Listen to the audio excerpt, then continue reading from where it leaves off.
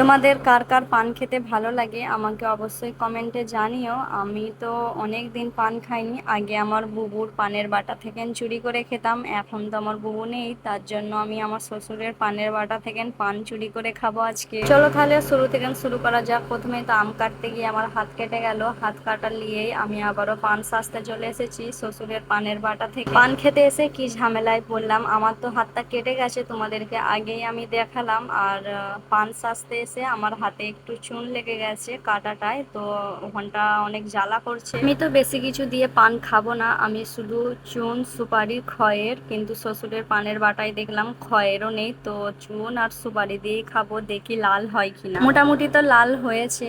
আর চলো তাহলে একটু ছাদে যাওয়া যাক। ছাদে এসে দেখলাম আকাশটা খুব সুন্দর হয়ে আছে, একদিকটা মেঘলা করা আছে, একদিকটা অরেঞ্জ কালার হয়ে আছে। আর দেশে যা গরম পড়ে সহ্য করার মতন না, তাই জন্য ছাদে এসে বসে আছি। তোমরা তো দেখতেই পাচ্ছ এখনো সূর্য মামা বাড়িই যায়নি, তাহলে গরম কেন হবে না? আর এই গরমে মানুষের নাজেহাল অবস্থা।